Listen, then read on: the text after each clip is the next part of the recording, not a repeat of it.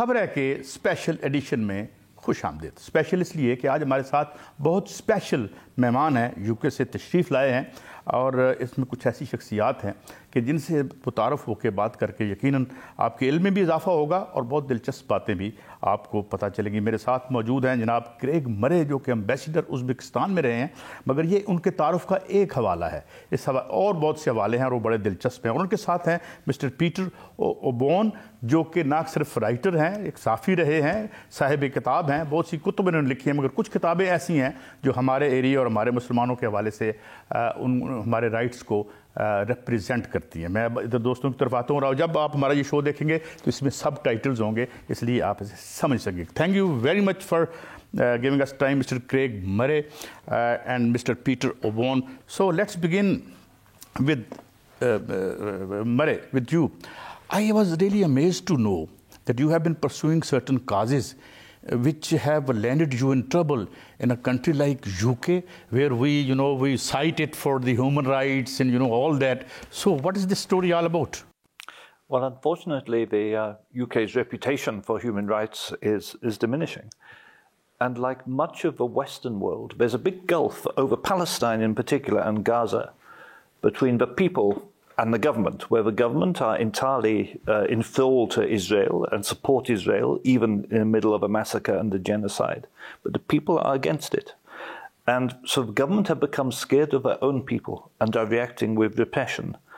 I was arrested under the Terrorism Act, and I'm now under investigation for terrorism. My God. By the police in the UK, because I stated that occupied people in law have the right of armed resistance, which is undoubtedly true in international law.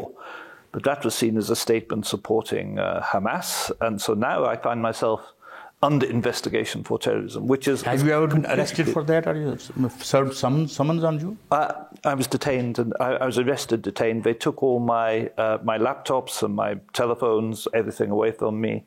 And then they presented me with a letter saying I'm under investigation for terrorism. Mr. Peter, well, I have been looking at your books, and you very courageously supported the fair causes, of course, I must say.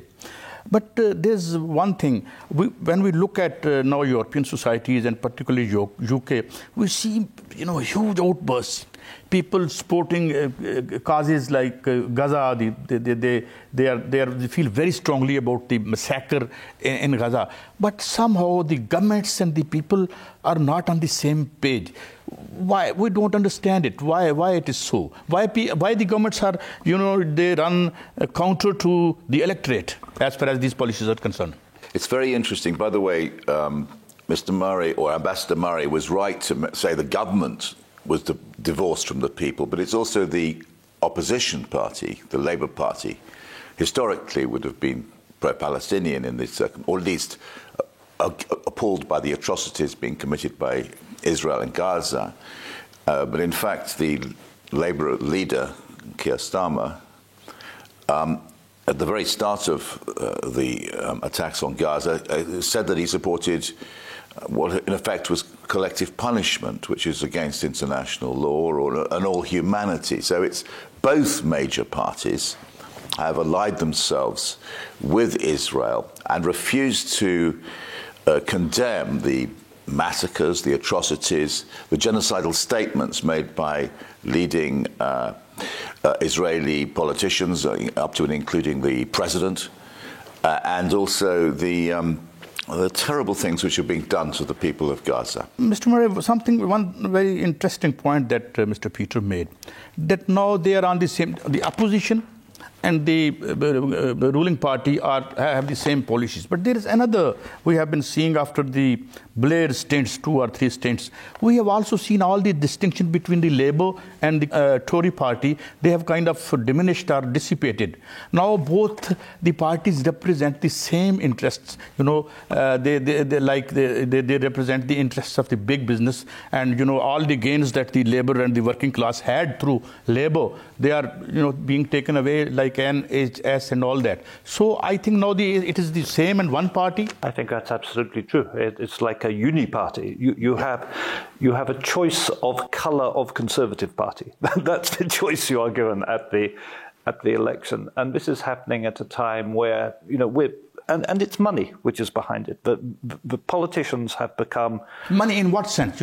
Politicians have become a professional class who go into politics not out of ideology or belief, but for a career. And then they are, not only do they receive the state payments, they receive payment from lobbyists, and the Israel lobby is perhaps... Are they legal? Are they under the table? It's a combination. Mostly it is legal. Mostly it is grants and donations where they're given money to keep their office, money to employ staff. But then, of course... to renovate your home like your previous PM did. But then, of course, there are understandings that after you have left office, there is more money coming and there are jobs and positions. And so it's quite sophisticated and mostly legal, but at base, the politicians are bought. Bluntly, that is the truth of what has happened. And so you have disconnect not only on issues like Gaza. You have this enormous increase in the wealth gap between rich and poor in the United States. You have over 1 million pensioners living in poverty, over 4 million children living in poverty, in a nation where now the 1,000 richest people in the United Kingdom have an average wealth of £750 million. And yet we have children who can't afford proper food. And in the sixth richest country in the world. I hear a lot about soup chickens and, the food banks. They are inundated, Is that true? It's true. If you go particularly to northern towns, but also in parts of London, there are families who are entirely dependent on charity from food banks in order to feed their children. And that's an appalling disgrace. Mr. Peter, there is again kind of a class conflict surfacing again. We have seen a lot of activity, at least at the level of your trade unions, and there was a lot of hue and cry, and they were being attacked on all the official media. Do you think it's going to make any difference in the politics, and are we coming back to the same old days that remind us of the Cold War sort of thing, because there are constantly attacks on the living standards of people because of inflation and everything. So how do you look at unfolding it? I think that we are going to enter, or we are in the middle of going through some seismic change in British politics. It hasn't worked itself out fully yet. To give a historical context, I think that after the World War II, we had the Great Attlee government of 1945, which invented the welfare state in Britain and the NHS, and a social democratic settlement, really, which lasted. The Tories were too frightened. It was too popular for the Conservatives to challenge it. And this lasted until the late 1970s. That's 30 years it lasted. And then you get the arrival of Margaret Thatcher and the neoliberalism as the dominant ideology, which was not just Thatcher, it was taken on by Tony Blair. And that system, the system of neoliberalism and the gradual attacks on the institutions of the welfare state, but not just that, other British institutions, that went on until 2008-10 with the financial crisis. We're now going through a very profound change. We don't know what is going to emerge, what new system is going to emerge, but we're looking ahead at this year's general election in Britain. What you're seeing is a rise of independent candidates challenging basically the cross-party system. In fact, on Gaza, for instance, an actual cross-party merger between the two major parties, and you're going to see a run of independent candidates, not just against Labour. So, my friend Andrew Feinstein in Holborn is going to be running, I think, probably against Keir Starmer. He's a former advisor to Nelson Mandela. Can Keir Starmer lose? Can he lose? I don't think he's lose, but I think that one of the nasty things which has happened, really nasty, and it's frightening, and it can go horrible ways, is the rise of Islamophobia in British politics, the hostility to Islam, Both parties. Muslims are being demonized? All the time now. I mean, the classic case of point is these very powerful demonstrations across British cities against the Gaza atrocities, or just calling for a ceasefire in Gaza. And the people who are supporting Palestinian rights in those demonstrations are being accused by senior conservative politicians, I mean, members of the government, of being mobs. Do you see any new party emerging? No, this is, and Labour has not got the guts to stand up against this ugly rhetoric again. Meanwhile, there is no price to be paid in the two major parties for supporting Israel as it is carrying out these atrocities. And so the people who are being accused of being extremists are the people standing up for Palestinian rights. This is wrong. They are being expelled by the parties. They're being expelled particularly by the Labour Party. Yes. And Muslims in Britain, it's a very serious matter, have nowhere to go in politics. Neither party is there for them. And you're having many, many Muslims who are simply... Who do they vote for? They can't vote for Keir Starmer, and they can't possibly vote for the Conservative Party. And so we are seeing a series of independent candidates emerging. I bet you may be one of them. I'm not sure. Oh, really? Yes, my friend George Galloway was elected recently. Wow. The Rochdale. He's a household name in Pakistan, by the way. Well, we've been friends since my teenage years. I've known George my whole adult life. And he was elected recently in Rochdale with the support of the Muslim community. And at the parliamentary elections, I'm going to stand alongside him. I'm going to stand in Blackburn, in an almost neighbouring constituency. Do you see any new party emerging, in resistance, in reaction to these two? I mean, George has started a party called the Workers' Party of Great Britain, and I will stand for that party. But I don't think that will necessarily become the vehicle, because... we had a campaign launch for my campaign a week or so ago, and Andrew Feinstein came and spoke at our campaign launch, as well as George and others. And we are linked to Jeremy Corbyn and others who won't be standing. So I don't think we'll have a unified party Jeremy banner. Corbyn, there were great hopes about him, and he spoke, And then what happened to his election? He was very popular, but really the press... And it was largely, I mean, two things. Firstly, the wealthy people who were worried about slightly more social democratic policies that might cost them money, but it was the weaponization of the Israel issue was exactly what was used to destroy him. It's as though in order to be a member of the political class, you have to pay obeisance to Israel. That's kind of like the entry ticket. And he refused to do that, and he was accused continually of anti-Semitism. And Jeremy Corbyn is definitely not. And people buy this narrative, people at large? The media was so united. That's the problem. There's a great unity in the media, putting out this constant message of attack and constant message of pro-Israel bias. That's the great change in a sense, because people are now seeing every day. They're seeing the terrible things that are happening in Gaza. These massacre of small children, the killing of patients in hospitals, the continual bombardment, the starvation imposed on people. And people are seeing it on their mobile telephones, what is happening. And people are realizing that what the media is telling them is completely false. The media are giving them, in the UK, a totally distorted picture. Then, of course, once you realize the media are giving you a totally distorted picture on something major like that, your eyes are open to the fact the media are giving you a totally distorted picture on a lot of other things too. So I think there's been a generational change in attitudes to the media caused by the conflict in Gaza. Here, in fact, we call them 3 W's perhaps: money, M's. Media, money, and muscle.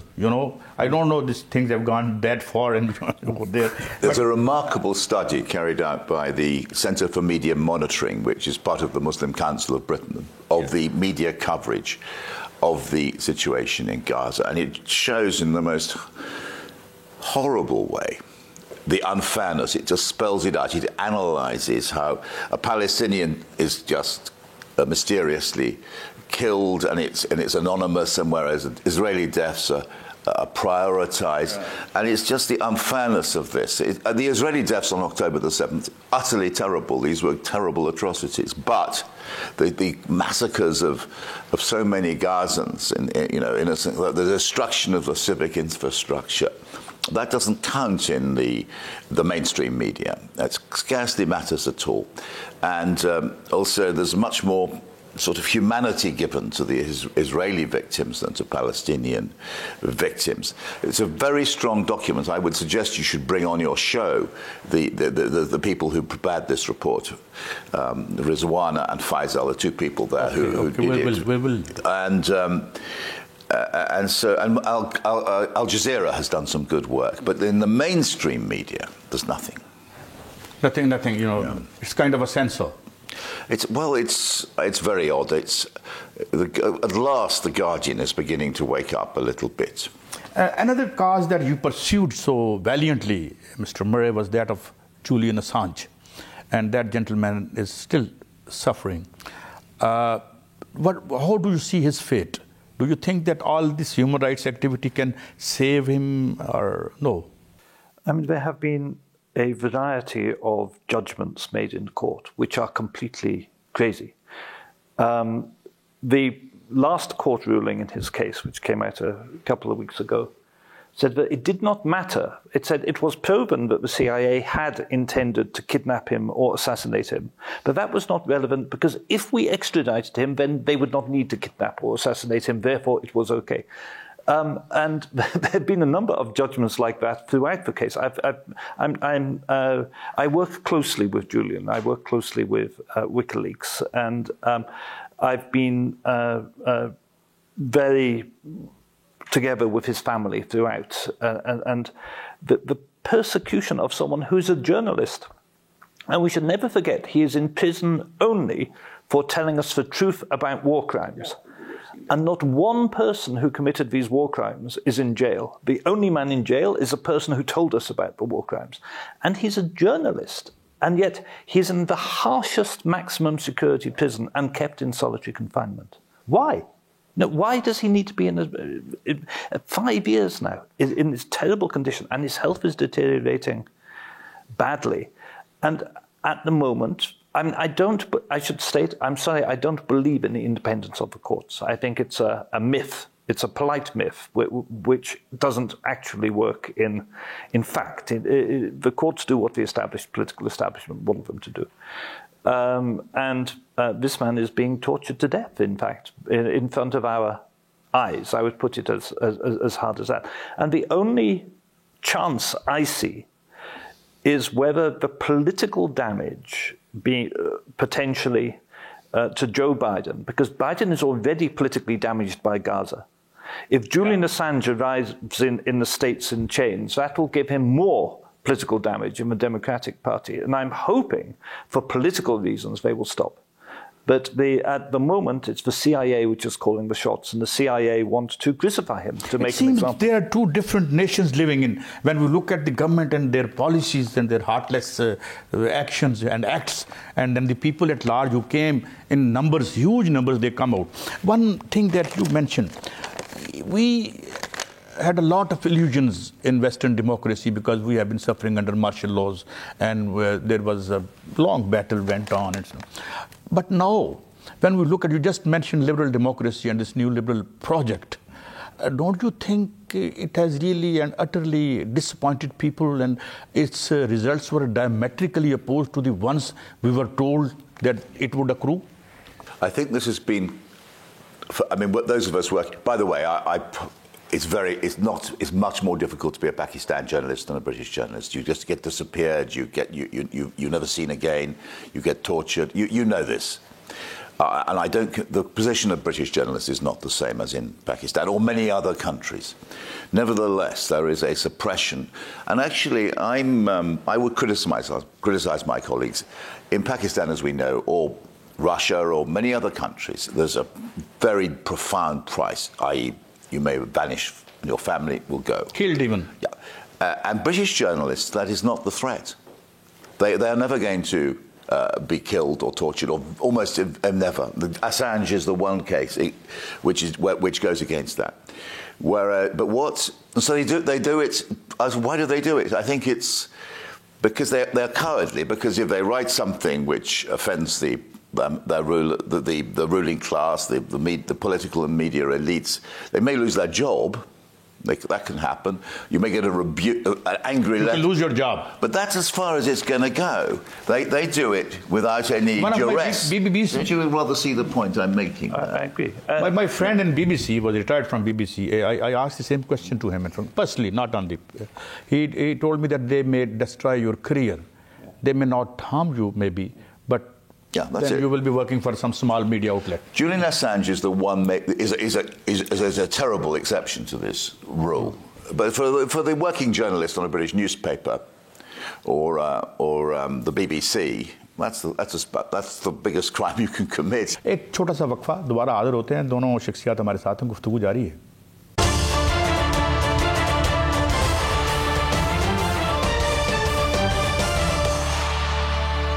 Welcome back. Mr. Peter and Mr. Murray, both. Here we say that only the 6 big groups control all the media in America, at least.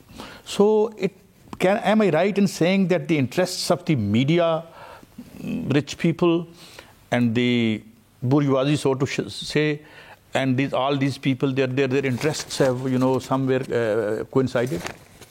I think that's undoubtedly true, and this concentration of media ownership is new. This was not the case. It's got worse and worse over time, and continues to get worse and worse.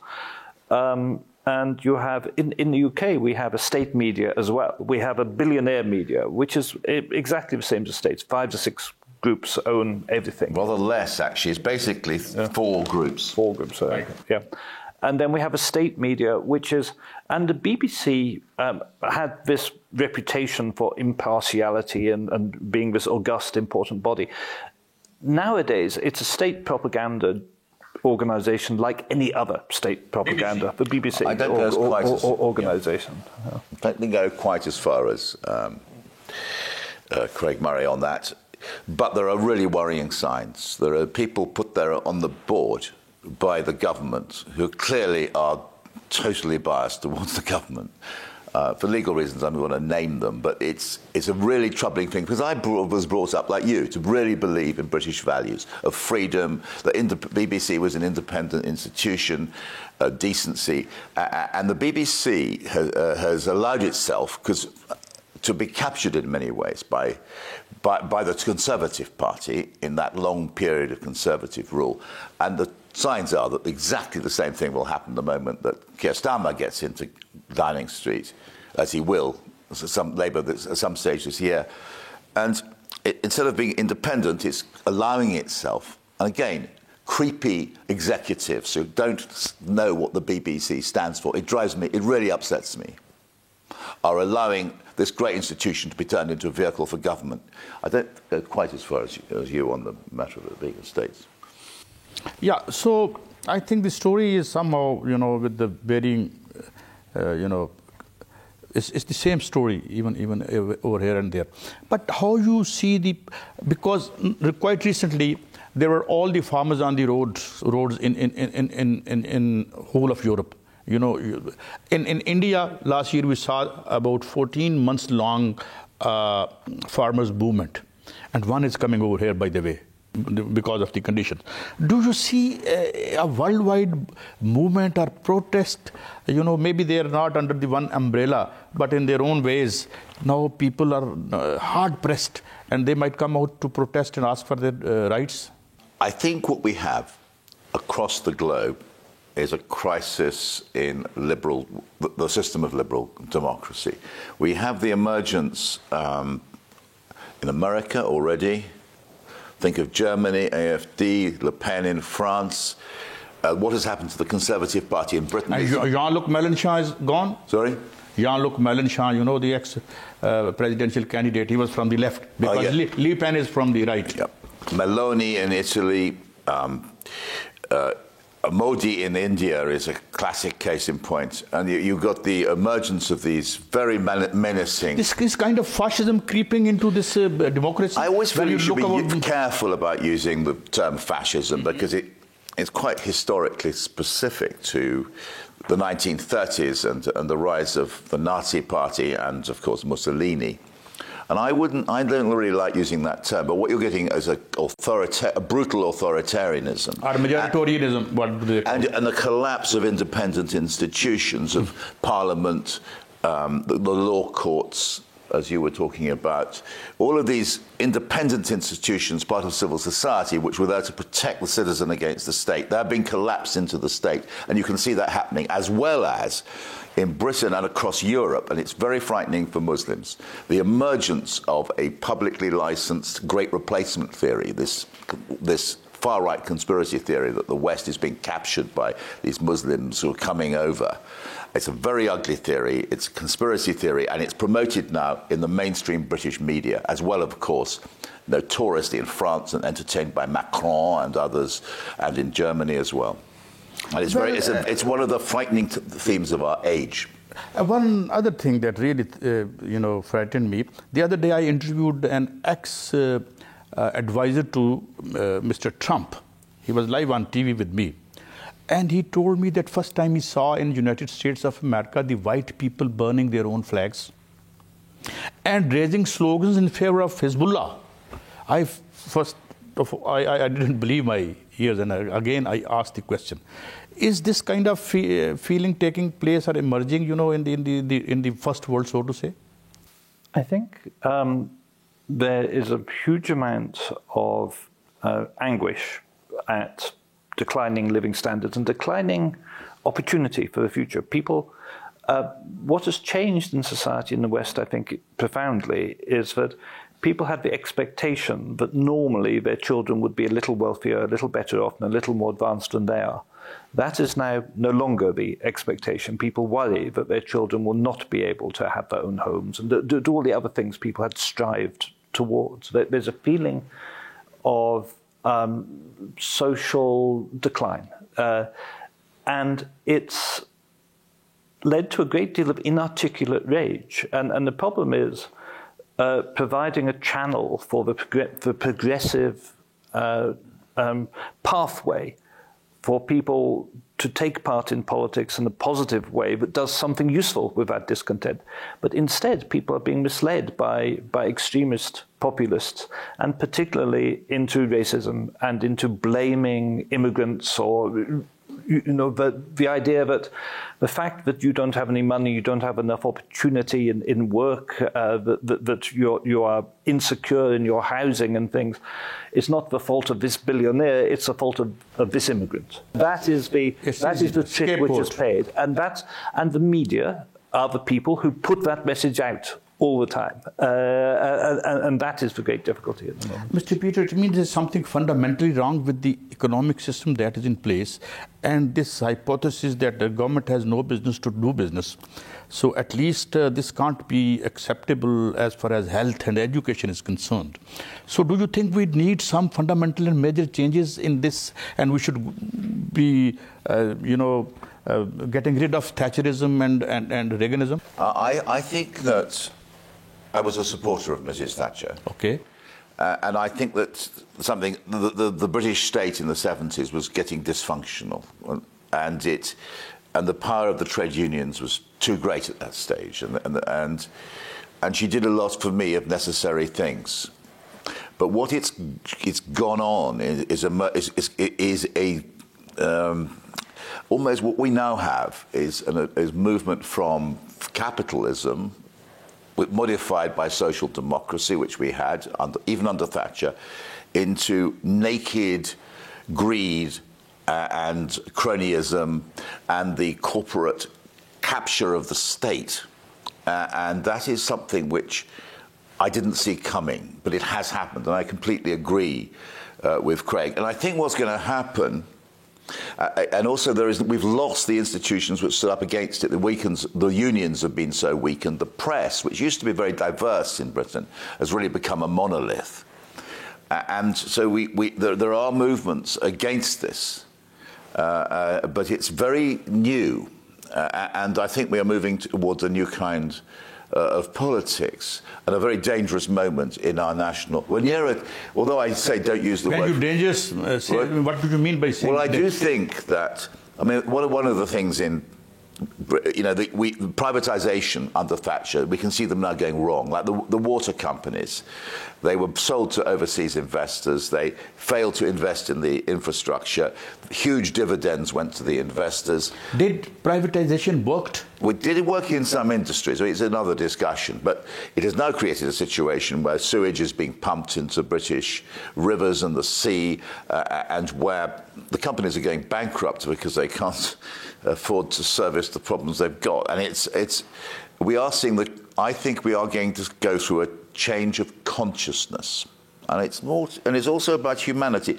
We have been prioritizing greed, the individual over the community. Can we cure capitalism? We can change capitalism. I mean, we have tried socialism as well. You look at what happened in the Soviet Union. That was a disaster. It was inhumane and terrible. But capitalism is now out of control in the same way that communism got out of control with the Bolsheviks in the 1930s. And it has to be reined back in. As I look to Attlee, I think looking more and more like the greatest British Prime Minister of the 20th, well, certainly peacetime, of the 20th century.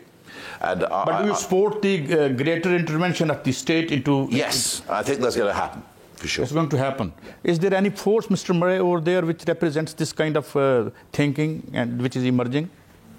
Well, I think we're starting to see a movement emerging, but this would depend on a revolutionary change in British politics in which the Labour and Conservative parties are replaced by a new party. That's going to happen over.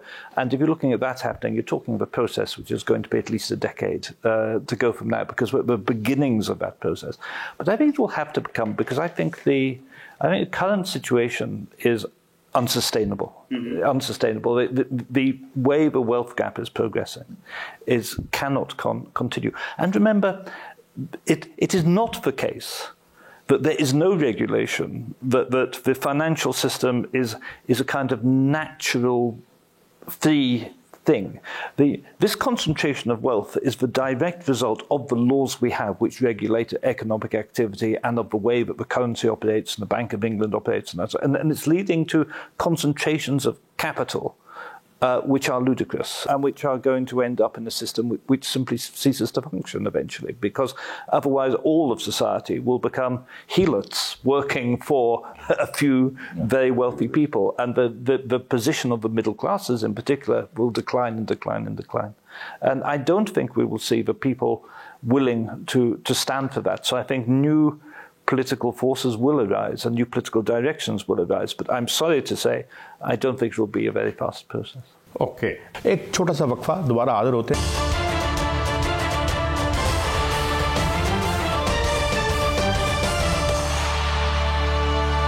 Let's talk about one book, The Fate of Abraham. You know, I've seen this, and I've seen a lot of other books as well. You have been pursuing relentlessly the very fair and very honest causes, you know. So what kind of response you got from these books?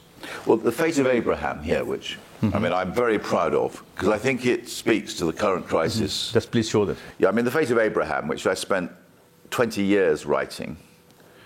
And I wrote it because I saw the clash of civilizations theory. The West is virtuous and civilized, and the Muslims are the enemy, and they're barbaric and they're violent. This idea that there's such a distortion of what Islam is and what Muslim people are. And I was upset by this, because actually I live in Britain. I know many, many Muslims. They understand what I see as real, as an old-fashioned conservative, by the way, as real British values are. The Muslims understand it much better than the people we've been talking about, the neoliberals and the emergent far-right parties. They're very pro-British. They love being part of the whole culture which is so generous of being British. You can be British and Jewish, British and Muslim, British and Scottish, British. Mr. Murray probably disagrees with me about that particular point, but British and black, British and all sorts of things. And it's a very generous and inclusive identity, and that has been cut away from us. And this book is an attempt to reclaim that identity. I set out these brutal attacks, started often from within the Conservative Party, supported by think tanks, and then taken over by the media. I show the lives of these wonderful people, school teachers, entrepreneurs, which have been constantly being pilloried, attacked, demonized, just for being decent and a little bit religious. There's nothing wrong with being religious. Yeah, you can be Christian, you can be... And I am a religious person myself. I'm an Anglican Christian. And I think religion is a wonderful thing. And, of course. But, and my fellow citizens who are Muslim, I feel very strongly, that's why I wrote this book, I think they're getting a very hard time. Mr. Craig Murray, you have the opportunity, rather privilege, to report a very important case in the International Court of Justice. Would you please apprise us about the case between South Africa and Israel, and was any problem for you that you faced during the execution of your duties? Yes, South Africa has taken Israel to the International Court of Justice, accused of genocide, which is the highest crime in the world. And the International Court of Justice is the highest court in the world. And I was able to get into the court. I was the only journalist in the courtroom, which involved queuing to get there at 2 o'clock in the morning. But it was worth it to be there, because when you are there in the room, you see the nuances of the, for example, the instructions being passed to the lawyers by the government people behind. You see the reaction of the judges. All these things you can't see on video. And it was a 2-day hearing. On the first day, South Africa set out the details of the genocide.